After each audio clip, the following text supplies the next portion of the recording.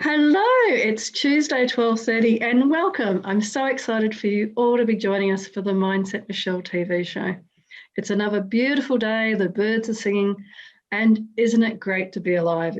I'm so full of bounding with energy and joy, and it must be because today is all about humour and laughter and fun. And my special guest today is the amazing Kate Burr. So Kate is an incredible author, everything you can think of. She has been there and done that. And she is a humour specialist. She works with leadership teams and leaders to help them integrate laughter and fun so they get more engagement, more productivity, and essentially have a lot more fun in their everyday lives. So welcome, Kate. Hello, how are you all? Thank you very much for having me on. It's wonderful for you to join us today. And do you want to explain a little bit to people about how you came to be here and what some of your background is? Oh, okay. So we're going to go back to 2001. I had always thought about doing stand-up comedy, and I finally plucked up the courage to enter a open mic competition. It was part of Triple J and Raw Comedy. And the Melbourne International Comedy Festival sort of competition. So I did that back in 2001, and it was back in the day where you had to handwrite the application form and post it in the letterbox. So as soon as I posted it in the letterbox and my fingers left that letter, I was like, what have I done? So thankfully, the first gig that I ever did wasn't too bad. That all went well. I was like, phew, awesome. And then sort of just dabbled in stand-up comedy for a number of years. And in about 2007, I think it was, I was like, I need to know if this is going to work for me full time or not. So I took 2 weeks off work and did an Adelaide Fringe show, which is one of the biggest arts festivals in the Southern Hemisphere. And I did that and I had a great time. I did 5 shows worth of comedy over a week and went back to my day job and sat at my desk and went, I am not in the right spot anymore. So a couple of months later, I had done what everybody tells artists not to do, and I quit my day job and I pursued comedy full time, which was very, very exciting. Very brave of you as well. I know, very brave, very stupid, one or the other. And then things got really interesting. A couple of years later, I had a little baby girl and couldn't do stand-up comedy the same way I used to. So what I to do was started to work out something else to do. So I thought, well, I can't go out to a stand-up comedy club for 4 hours with travel time and stuff because logistically that was too tricky. So I thought, well, I'll do a comedy show at a local tennis club just for mums. And so we did. So I set it all up. It was May the 4th, actually, back in 2010. So we're coming up for its almost 11-year reunion, which is very exciting. But I did this thing. I was like, oh, yeah, we'll just do an hour-long show. The idea is that it's at a local tennis club, invite all the local mums, leave the baby at home with dad, race out for an hour, come back before baby or dad's crying, one or the other. Let's see which one. And that went really, really well. We had Channel 7 News come for the first show. I was like, oh my gosh, what are we doing? And so this continued on a monthly basis for a while. And then after the first or second show, I think it was, we had this bunch of mums come running up to me and the other comedians on for the night and said, do you do this as fundraiser for school? We need to do this as a school fundraiser. And I'm like, yes, but I had no idea what to do. So I said, yeah, we can totally do a fundraiser. So very quickly, this model of doing just a comedy show for mums at a local tennis club turned into a fundraising model where we'd take our mobile comedy club out to schools and sporting clubs and run fundraisers, and everyone would get drunk. They would have a good laugh. They'd sell some tickets. They'd raise a whole heap of money, and everyone had a great time. So I was basically gone from comedian to business owner, and I had no idea what I was doing in the business sense. So I had to go and find some business groups that would help me with the business side of things. So I'm not sure if you're familiar with Dale Beaumont. He runs a fabulous program called Business Blueprint, and that was my lifesaver. I was sort of like rocked up there and it was like, oh, these are my people. There's all these entrepreneurs doing all these cool businessy things, and it was great fun to learn all the things about business, right from leadership through to social media, the Google analytics and everything in between from a business perspective.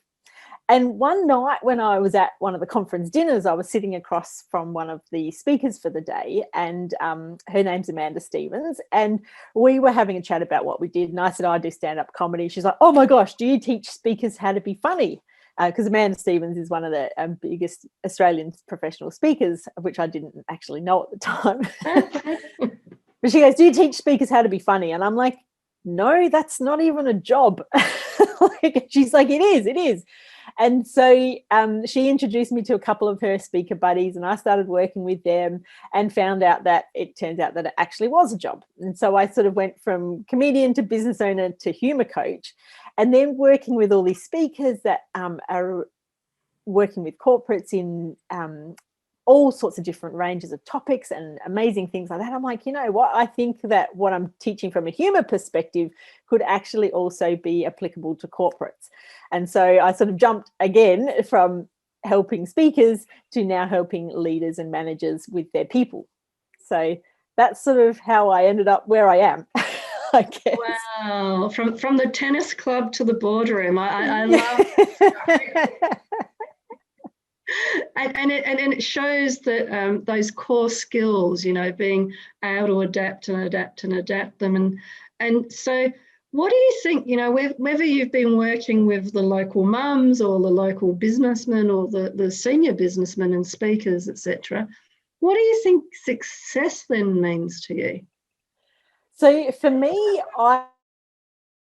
is really about using your skills for good and continually improving and just learning and improving and helping others. So one of the three, some of my biggest values are authenticity, acceptance, and courage. And so I think the more authentic you are and the more true you are to your own self, but also your skills and talents, because everyone in the world's got different skills and talents. It's just a matter of working out which skills and talents are going to help other people the best. And so for me, success is actually being able to work out what that skill and talent is and then taking that out to the world and helping others with that. Oh, what a beautiful way of looking at it. I really like that authenticity and the courage, and I've heard the same concept. People describe it as everybody standing on a mountain of value, and you know, understanding and knowing what that mountain is of value and what you are here to give the world, whatever that skill set may be. I think that's a beautiful way that you've described it there as well. And is that similar to your passions, or do you think you're passionate about different things? I think my passions are slightly different from what I think success is. One thing I just wanted to talk about too, about using your skills for good and taking them out to the world, is that a lot of people I think a lot of people hold themselves back and go, oh, well, there's no room for me in the world. And it's like, there is room for everyone. And the reason that the world works is because everybody has different skills and talents.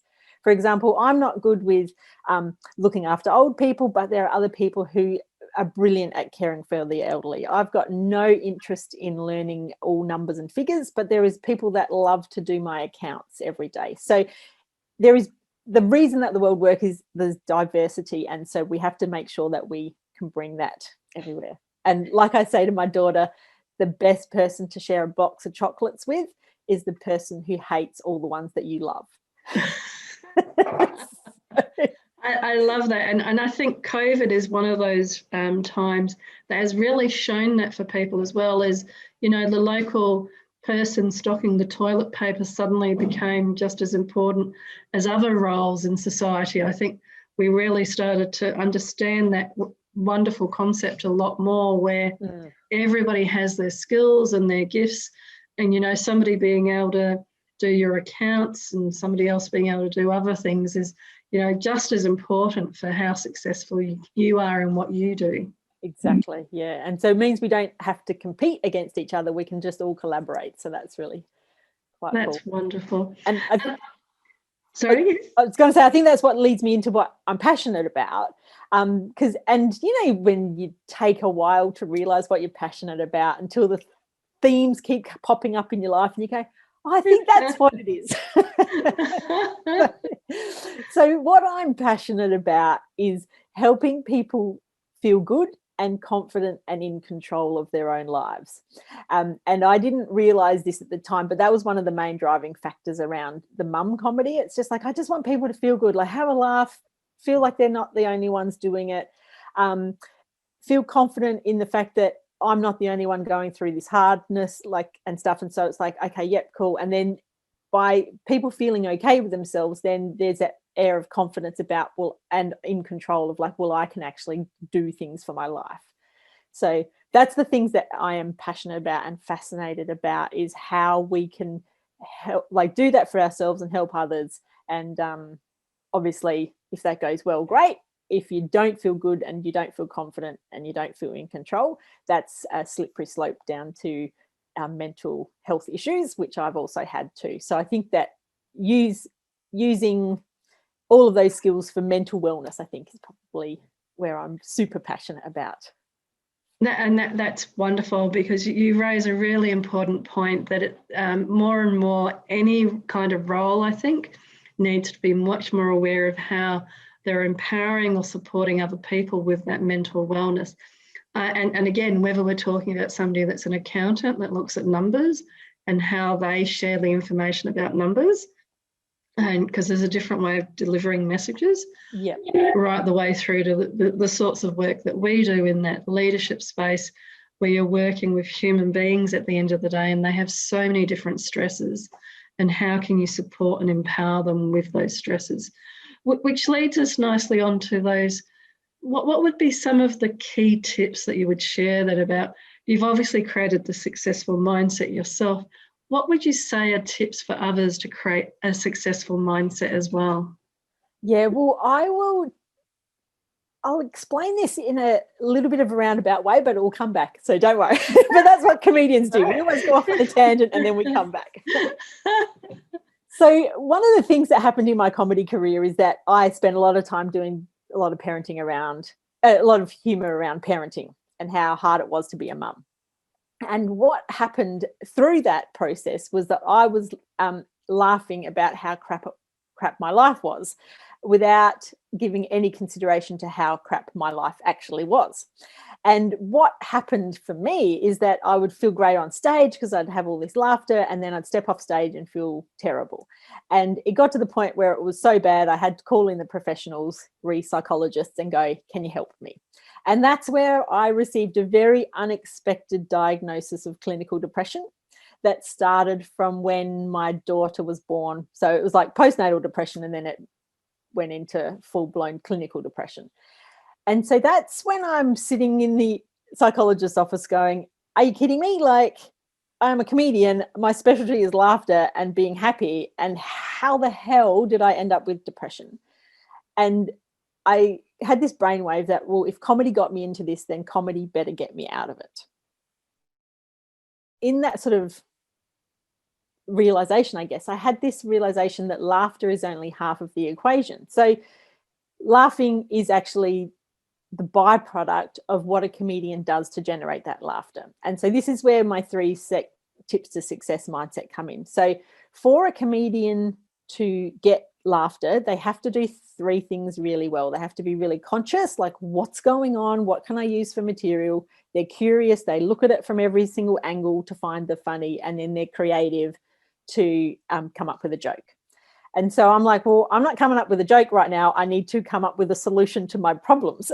So I went, let's get really conscious about what's happening, get really curious as to why it's happening, and then creative on how to fix it. And so those 3 things that I do now, I think, are very instrumental to any sort of success that I have. So often when you've got a problem, so let's take a really simple leadership problem about somebody being late to work every day. And everyone gets really upset because this person's late to work and they're not pulling their weight and rah, rah, rah. And they send out passive aggressive emails about what time people should start and whatever else, but they don't necessarily address the problem. So the conscious is everyone's upset that somebody's turning up for late for work. The curious part of that would be, why are they turning up for late to work? It might be a parent OSH or out of school care doesn't start till this time, then they've got traffic. So it's literally impossible for them to get there right on time. They're often 5 minutes late. It's probably going to keep happening, but now at least we know why. So then the creative part of that process would be, well, can we either get school to start earlier so that they can get here a bit earlier? Can we get them to drop the person off somewhere? No, maybe not. Is it okay if they start 5 minutes late? Everyone in the office knows that they're going to start 5 minutes late. They're going to have 5 minutes less on their lunch break, or they're going to stay 5 minutes late at the other end of the day, or whatever, but they're going to make up that time. Is everyone okay with that? And all of a sudden, this frustration for somebody being late is like, it's all okay. It's such an important point that you raised there, and thank you for sharing so much of your journey in that as well. I think there'll be lots of people watching that will really resonate with some of what you've been saying, and there's quite a lot in what you've been saying. But I think for me and the work that I do with my clients as well, it's very much about that transparency, and I love how you walked through that example about somebody being late to work, because the snide comments, the passive aggressive, all of those techniques that you're talking about that groups and teams kind of fall into when there's that resentment or whatever the emotions might be that come up. What happens as soon as people find out the reason, they're taking care of a sick child, a sick relative, or this or that, they then move from angry and frustrated into compassion. Now, leaders and people in our sorts of roles, task is to actually help them to uncover that compassion earlier and to find out the stories behind what's going on.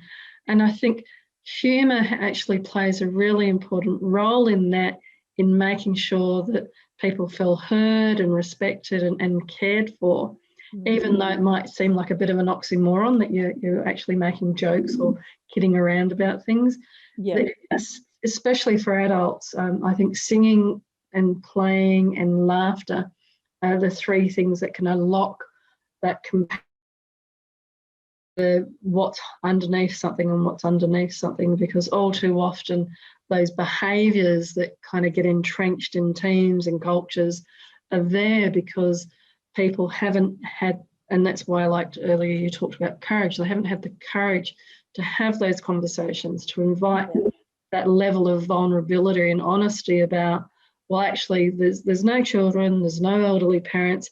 I'm late because I'm having a really hard time and I can't get out of bed in the morning. Imagine that kind of conversation compared to, people hiding it through all sorts of other kind of methods and conversations that don't help anybody. Yeah, 100%. And it's all about that getting awareness and getting understanding so that then you can do something with that. Like if you don't have the full picture, you can't do anything. Like it's so much harder to get a result that's going to be suitable when you don't actually know the 100% of what's going on. And that's where I love comedy and humour, because, or making jokes and things, because there can be truth behind things when people are being silly and in those sorts of situations. Yeah. The sorts of truths that in an everyday conversation, especially in offices, people have so many self-survival levels and layers, so they don't necessarily share things or share who they are. Yeah. And humour, they might say things that if you're listening and like you are, if you're trained to listen, you actually hear it and you go, oh, that's really what's going on. And they're not going to share that because, obviously it's quite a personal or a deep issue. Yeah. But once you have that knowledge, you can kind of guide the situation to help bring it out. Yeah, 100%.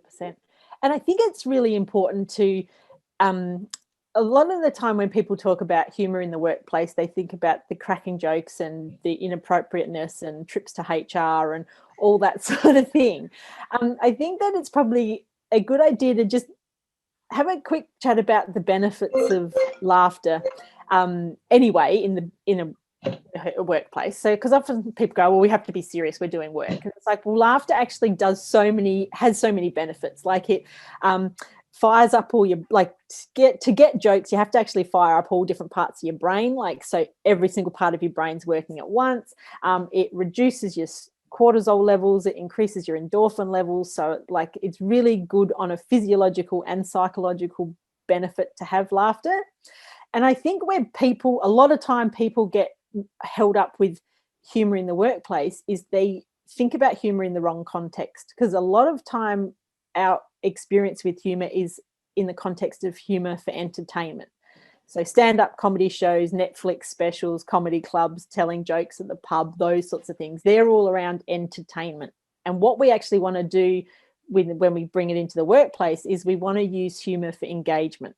So the focus isn't all around cracking jokes and getting laughs and being funny. The focus can be much more around altering people's states, so getting them from a not so happy mood, like not so positive state, to a positive state, connecting with them, because there's so much stuff around the research around humor helps connect each other, and also engaging people. So it's like, rather than thinking about it in the context of being funny, getting laughs and cracking jokes, think about it in altering, connecting and engaging.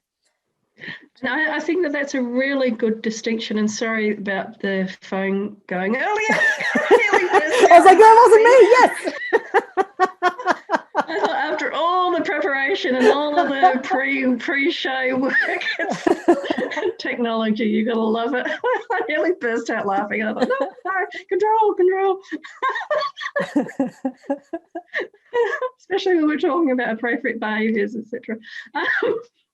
So I think you make that really wonderful distinction about humour in the workplace. It's not necessarily there for entertainment value. It is there as a team building, as a connection and as a communication.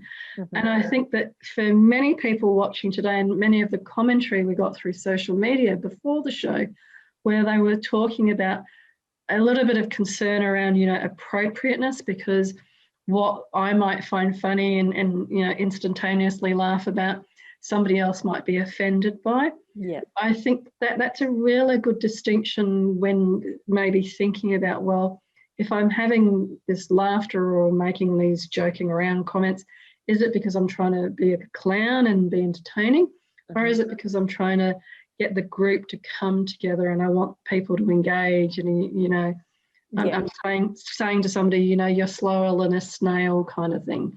And as a way to try and speed them up, but not as a way to, shame them or anything. Yeah. Shame snails or anything. I'm not going into snail shaming. Yeah. I don't want to be on Twitter attacked about snails and stuff.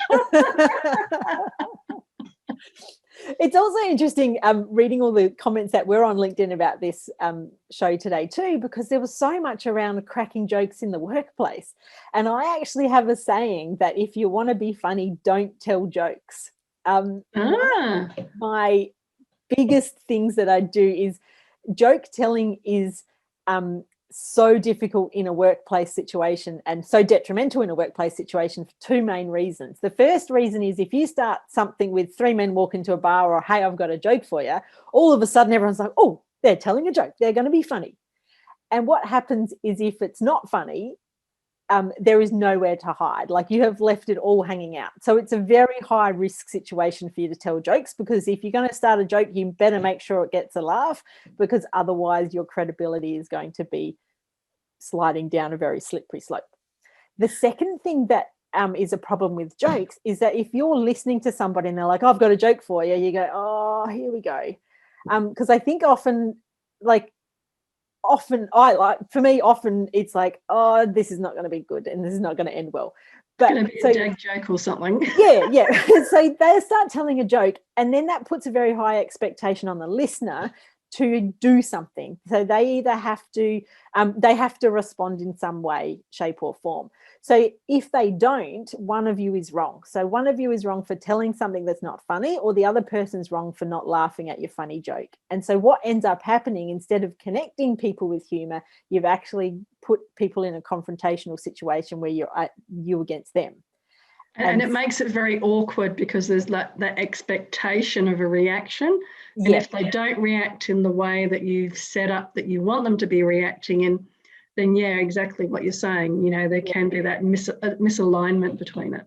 Yeah, so I teach clients when I do humour coaching is how to use stealth humour. So stealth humour is much more about you don't feel like you're saying anything funny. The audience or the recipient doesn't feel like they're listening to anything funny, but everyone's engaged and connected and having a good time. So I wanted to ask you in particular, and we've got about 5 minutes left now. yeah. There was also comments around, using deprecating humour. And so do you mean when you're talking about stealth humour, is it deprecating or how is it different to deprecating humour? Yeah, well, and I think is where I'm putting myself down to be funny. Yeah, so that's the other thing that a lot of people have a misconception around with humor is like, oh, if you want to be funny, just use self-deprecating humor. And 100% agree, if you want to be funny, do that because it actually works. And that's why so many comedians do it, because it actually works. You putting yourself on a pedestal, then knocking yourself down is quite entertaining for people. However, in a leadership role, that's not going to work very well. So if you put yourself, like if you're in a position of leadership and then you start attacking yourself for the sake of getting a laugh, you have actually destroyed all of your credibility in the process of doing that. So it's a very slippery slope to go down, a slippery slope of disrespect, because if you start tearing yourself down, then that gives other people permission to tear you down as well. And also, if you've got any sort of imposter syndrome that sort of creeps in every now and then about who do you think you are and what are you doing, if you start verbalizing that in the form of self-deprecating humor, the imposter syndrome goes, see, I was right for trying to protect you and keep you safe and keep you small and keep you little. So I think that sorry, I was just going to say, I think that's very true. There's a difference between being authentic and saying, oh, I made a mistake here. I can be an idiot too, as opposed to doing it all the time to get those laughs and to feel connected with people. As a leader, you need to keep that credibility. So a little bit which shows, yes, you're human like everybody else and authentic. You're laughing at yourself when you screw up and everybody screws up. Yeah. That using it as a tool for getting humour or as a team building doesn't, I think, work in the workplace. Yeah, exactly. Yeah. And it sort of leads on to that, the concept of comedy casualties as well, where everyone has a laugh at the expense of one person. So it might be one person in the team's like the butt of all the jokes and everyone's like, ha, that's Dave. Dave can handle it, whatever. And Dave might handle it every now and then, but if it becomes a permanent thing, it's just like, guys, this is not working for me. So there is plenty of other ways to do humor that don't have you're not telling jokes, you're not doing self-deprecating humor, and you're also not having that casualty where everyone's having a laugh at the expense of one person. Yeah, and I think that's even more important nowadays, is to be much more, everybody's aware about being kinder in the workplace and kinder to each other with this wonderful focus now on workplace mental health. And I think the biggest message from today's show is that, yes, use stealth humour. So don't put yourself out there as the town comedian, etc., because it won't necessarily work. Yeah. So we've covered so many fabulous topics and areas today, and I'm just having a quick look on social media. But as I do, what do you think, if you were to tell yourself or talk to yourself about a key message for your younger self, what would you say to your younger self? Yeah, is that you may have a set of skills and talents that you don't think are valued by society. And it is your job to find out what those skills and talents are and who and how they can help the world and help serve the world. So don't feel like you have to be somebody that you're not, because there is plenty of other people doing all the other things. So you need to do what you're good at, not what you think you should be doing. Oh, that's wonderful advice. And how can people get hold of you, Kate? It's probably the best way to get hold of me is through LinkedIn. My handle is kateburr.com. So KATEBURR and then DOTCOM. So that's actually your name in LinkedIn, is it? Yes, because somebody else got Kate Burr before I did. So I had to put the DOTCOM on the end of it. Oh, that's fabulous. And I would love to meet this Kate Burr. I think she lives in New York or something. So maybe after COVID, Woo! we'll go and visit her and do a meetup. That's it. You could do a Kate Burr touring show together. I know. Go and meet all the Kates. A meeting of the Kates. That's it. Well, it's been such a pleasure and my honour today to have you on the show and to share so much wonderful wisdom about using humour and laughter in the workplace. So thank you again. Thank you so much, Kate. You're more than welcome. It was great to be on, Michelle. Thank you. And next week we have the amazing Steve Hui. So more wonderful tips and tricks about creating and building that mindset for success, whether it's using humour, like with the amazing Kate today, or with some of the other guests. But until next week, I'd love to say from my heart to your heart, be great, be fabulous, and be you.